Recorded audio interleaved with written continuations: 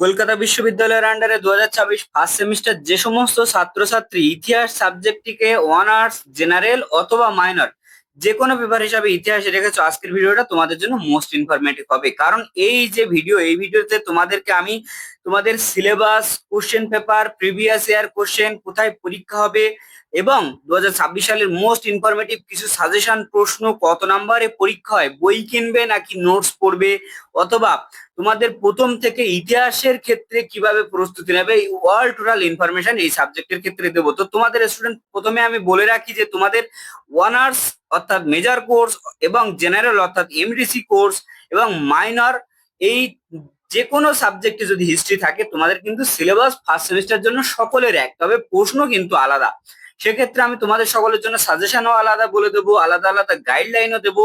তো এই ইতিহাসের উপরে যাদের যে সমস্ত ছাত্রছাত্রীর ইতিহাস আছে, তো তোমাদের কিন্তু একটা জিনিস মাথায় রাখতে হবে, তোমাদের ইতিহাসের পাশাপাশি আরো অনেকগুলো সাবজেক্ট পড়তে হবে, কোন কোন পেপার এবং সেই সঙ্গে তারও প্রিভিয়াস ইয়ারের প্রশ্ন, কেমন প্রশ্ন আসবে 2026-এ, কোন কোনগুলো সাজেশন প্রশ্ন, সবগুলো কিন্তু আমি ইনফরমেশন এই ভিডিওতে দিয়ে দিচ্ছি। তো দেখো, প্রথমে আমি তোমাদেরকে এই ফার্স্ট সেমিস্টারের অনার্স, জেনারেল এবং মাইনরের সিলেবাসটা বলে দিই। তোমাদের ইংলিশ এবং বাংলা ভার্সনে দিয়ে দেবো, তো ইংলিশ ভার্সনের স্টুডেন্টরাও কিন্তু ভিডিওটা দেখবে ভালো করে।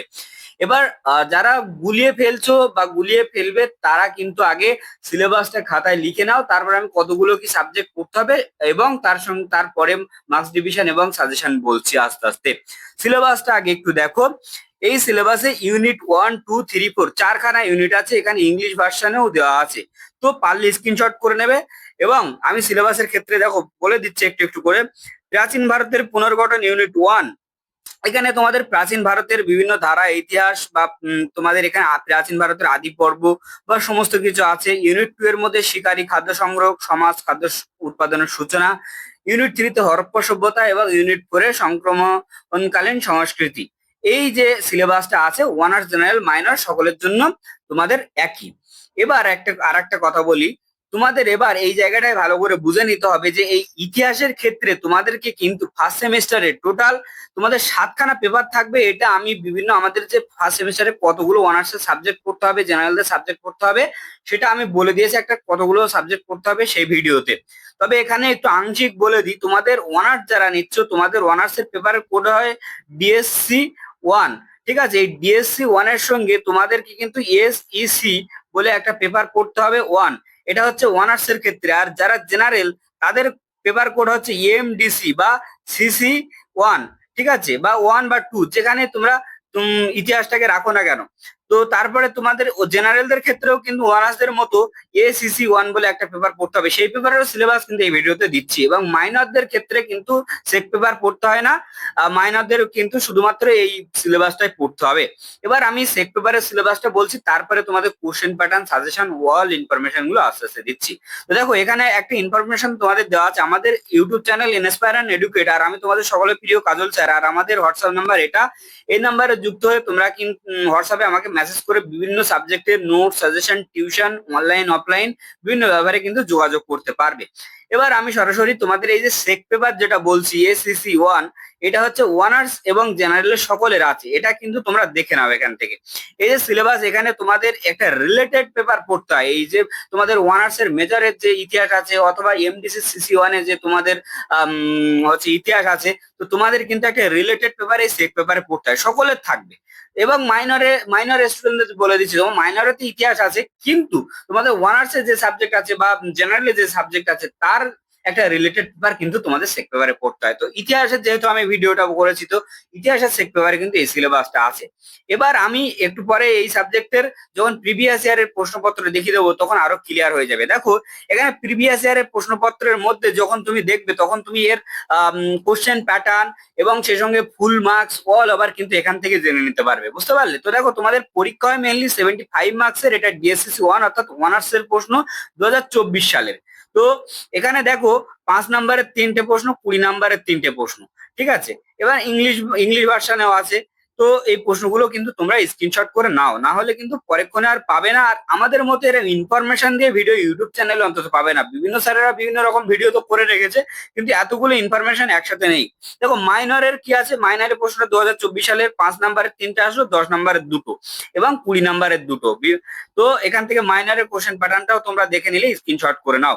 এবার দিচ্ছি এমডিসি অর্থাৎ জেনারেল কোর্সের স্টুডেন্টদের, তোমাদের সাবজেক্টের CC1 বলে।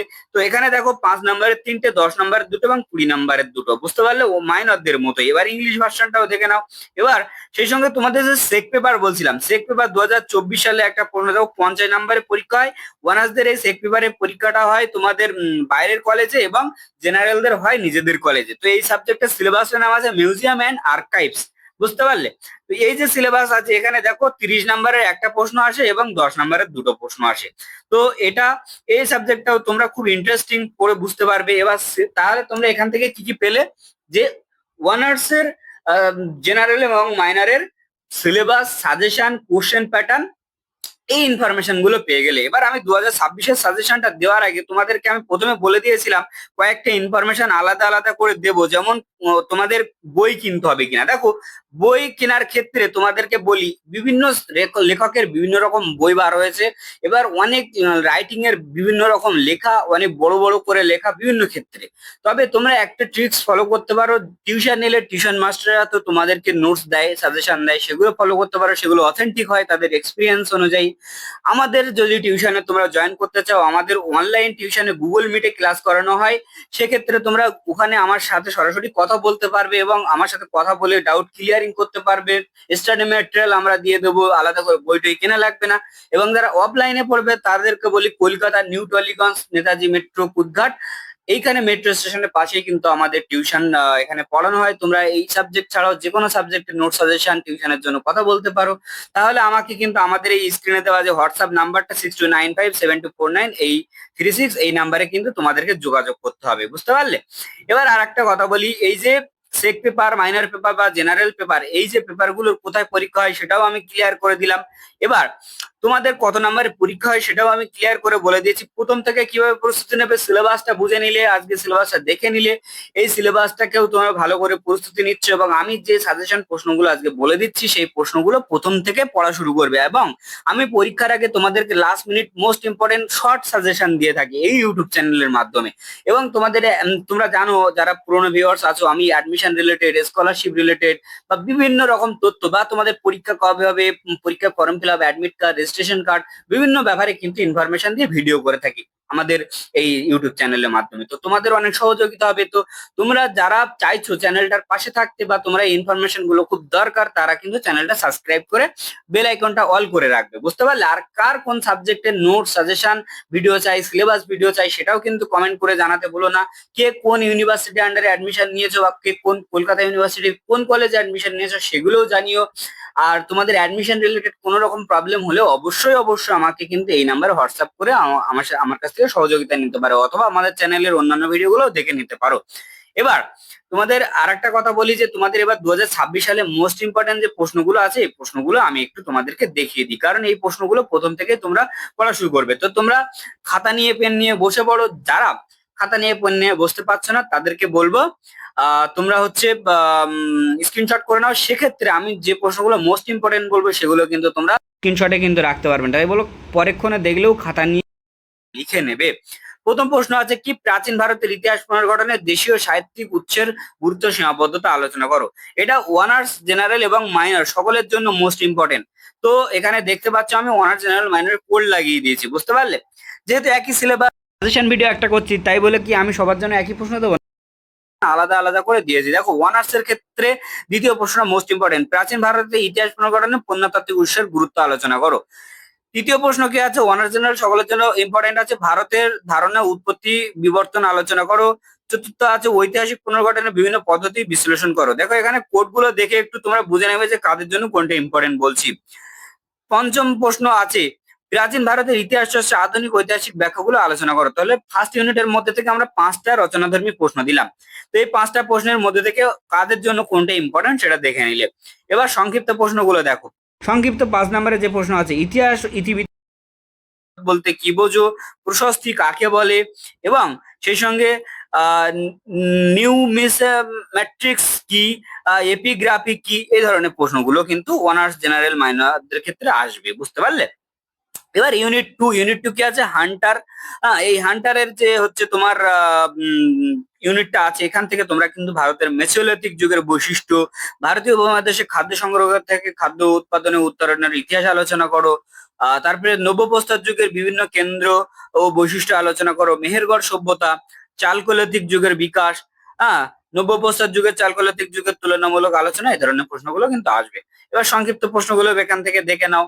মেসোলিথিক যুগ, রক আর্ট কি, মেহেরগড় কোথায় অবস্থিত, নব্যপ্রস্তর বিপ্লব যুগ বলতে কি বোঝো, চালকোলিথিক সংস্কৃতি কি, এই ধরনের প্রশ্ন আসবে।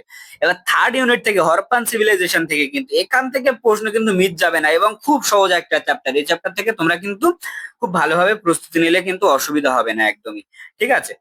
তো দেখো, এখানে মেহেরগড় সভ্যতা থেকে হরপ্পা সভ্যতার নগর পরিকল্পনা বৈশিষ্ট্য আলোচনা করো, হরপ্পা সভ্যতার অর্থনীতি শিল্প বাণিজ্য আলোচনা করো, এবং সেই সঙ্গে সমসাময়িক সভ্যতার সঙ্গে তুলনা করে হরপ্পা নগরায়ন বিশ্লেষণ করো, হরপ্পা সভ্যতার পতনের কারণগুলি আলোচনা করো। এই ধরনের প্রশ্নগুলো কিন্তু এখান থেকে মোস্ট ইম্পর্টেন্ট। এবার চতুর্থ ইউনিট কালচার অ্যান্ড ট্রান্সলেশন, এখান থেকে দেখো তোমাদের হচ্ছে কতগুলো প্রশ্ন দেওয়া আছে। ঋগ বৈদিক যুগে সামাজিক অর্থনৈতিক জীবন আলোচনা করো, ঋগ বৈদিক যুগের উত্তর বৈদিক যুগের তুলনামূলক আলোচনা করো, উত্তর বৈদিক যুগে বর্ণ ব্যবস্থার বিকাশ আলোচনা করো, জাতি বর্ণ কি একই আলোচনা করো, ষোড়শ মহাজনপদের পরিচয় ও শাসন ব্যবস্থা আলোচনা করো। এই ধরনের প্রশ্নগুলো আছে। দেখো ভিডিও বড় হয়ে যাচ্ছে বলে আমি তাড়াতাড়ি করে দিচ্ছি। এবার আমি, কারণ তোমাদের সেক পেপারেরও সাজেশনটা এখানে দিয়ে দিতে হবে। তো দেখো 2026-এর জন্য এইগুলো মোস্ট ইম্পর্টেন্ট আছে, এগুলো স্টার মার্ক করে দিয়েছে, এগুলো একবার স্ক্রিনশট করতে পারলে। তো এবার আমি সরাসরি এবার সেক পেপারের জন্য সেক পেপারে 30 নম্বরের যে প্রশ্নগুলো থাকবে সেগুলো একবার দেখে নাও। ভারতের জাদুঘর আন্দোলনের সূচনা বিকাশ আলোচনা করো, ভারতীয় জাদুঘরের প্রতিষ্ঠাতা ভূমিকা ব্যাখ্যা করো, ভারতের আর্কাইভস এর উৎপত্তি শতাব্দীর পর্যন্ত বিবরণ এবং সংক্ষিপ্ত প্রশ্ন হিসাবে জাদুঘর কি, আর্কাইভস কি, প্রশ্নগুলো আসবে। ইউনিট 2 এর মধ্যে থেকে রচনাধর্মী প্রশ্নগুলো একবার একটু দেখে নাও, পারলে স্ক্রিনশট করে নাও অথবা ভিডিও পজ করে এখান থেকে লিখে নাও, এবং স্টার মার্কস দেওয়াগুলোকে অতিরিক্ত গুরুত্ব দেবে। সংক্ষিপ্ত প্রশ্নগুলো এগুলো আছে। এবার এই পর্যন্ত যারা ভিডিও দেখেছো তারা কিন্তু অবশ্যই এই যে পিডিএফটা, সাজেশনের পিডিএফটা, এটা তোমরা আমার থেকে সংগ্রহ করে নিতে পারো ফ্রিতে, মানে শুধুমাত্র প্রশ্ন সিলেবাসটার সমস্ত কিছু ব্যাট দিয়ে। তো তোমরা যদি চাও তাহলে ভিডিওর কমেন্ট বক্সে কমেন্ট করে জানাবে, দাদা তোমার হোয়াটসঅ্যাপ গ্রুপে যুক্ত হতে চাই। তাহলে আমি ইতিহাসের উপর পার্টিকুলারলি যে হোয়াটসঅ্যাপ গ্রুপটা বানিয়েছি সেটার লিঙ্ক তোমাদের ভিডিওর কমেন্ট বক্সে পেস্ট করে দেবো। তাহলে তোমরা সেখান থেকে এই লিঙ্কে জয়েন হয়ে গিয়ে এই পিডিএফটা তো নিতেই পারবে, এবং সেখান থেকে সরাসরি যে কোনো সাবজেক্ট টপিক বা যে কোনো প্রবলেমের ব্যাপারেও কিন্তু আমার সাথে তোমরা কথা বলে নিতে পারবে। তো চলো, এখানে 2026-এর জন্য টপ 10 মোস্ট ইম্পর্টেন্ট কোশ্চেন কিন্তু এগুলো এই যে সেক পেপারের উপরে, বুঝতে পারলে? আর কার কোন কলেজ হচ্ছে, কার কোন সাবজেক্ট নোট সাজেশন চাইছো সেটা কিন্তু কমেন্ট করে জানাতে ভুলো না। অবশ্যই একটা লাইক করে দিতে ভুলো না।